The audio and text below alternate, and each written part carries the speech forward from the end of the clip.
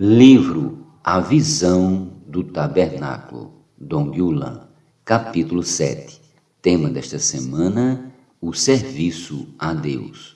Meta de hoje, leitura das páginas 80 a 82.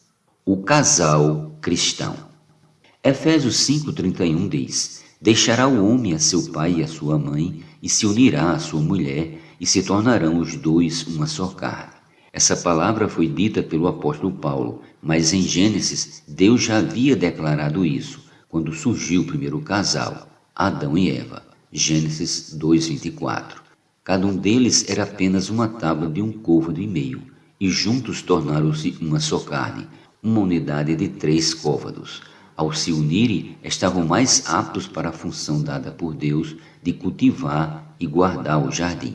Curiosamente, aos Coríntios, Paulo disse que desejava que todos fossem como ele, que não se casasse. Sendo casados, teriam de preocupar-se com a família, e isso seria um empecilho para servir ao Senhor com dedicação. 1 Coríntios capítulo 7. Na verdade, Paulo não era contra o casamento, mas temia que os coríntios deixassem de viver somente para Deus, tendo de preocupar-se também com as obrigações domésticas. Devemos lembrar que os irmãos daquela igreja foram desviados do propósito de Deus por várias distrações, como preferências por determinado irmão, uso dos dons espirituais nas reuniões, questionamentos sobre o ministério de Paulo e etc.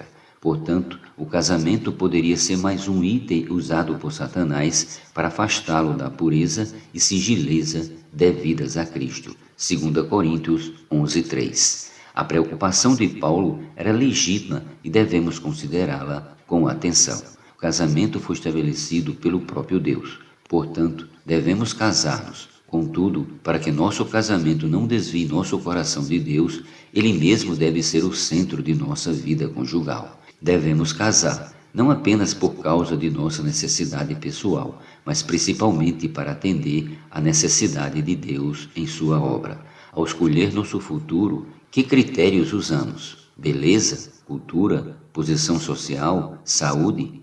Mesmo que esses itens pesem e devem ser considerados, o que realmente importa é escolher alguém que esteja disposto a cooperar conosco no serviço a Deus. Não podemos casar apenas para termos companhia, mas devemos almejar ter como cônjuge alguém que nos ajude espiritualmente, indo às reuniões, lendo a Bíblia, orando, pregando o Evangelho e divulgando a palavra de Deus. Um casamento alicerçado nessa visão certamente cumpre o propósito de Deus.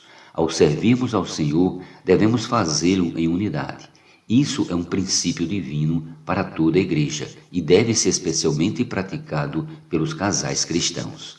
Nada torna nosso serviço mais ineficaz e sem bênção do que a falta de unidade, que seja entre os irmãos da igreja em uma cidade, que seja entre o casal. Se houver necessidade de um marido ausentar-se de casa a fim de servir ao Senhor, se a esposa estiver em unidade com ele, tendo a mesma visão e o mesmo encargo, sentir-se-á feliz em poder cuidar da casa para que o marido possa sair tranquilamente. Agindo dessa maneira, a esposa também estará servindo ao Senhor. O marido será um embaixador de Cristo e ela uma embaixatriz. As irmãs não devem contentar-se apenas em ser a esposa do embaixador, mas também elas devem almejar exercer essa função. Na Bíblia não há presbíteras, mas há irmãos e irmãs servindo como diáconos e apóstolos. Se as irmãs desejam ser genuínas embaixadoras de Cristo, precisam ter um viver de íntima comunhão com Ele e um caráter adequado, elevado e aprovado pelo sofrimento. Além disso, é necessário manter a posição de submissão ao marido.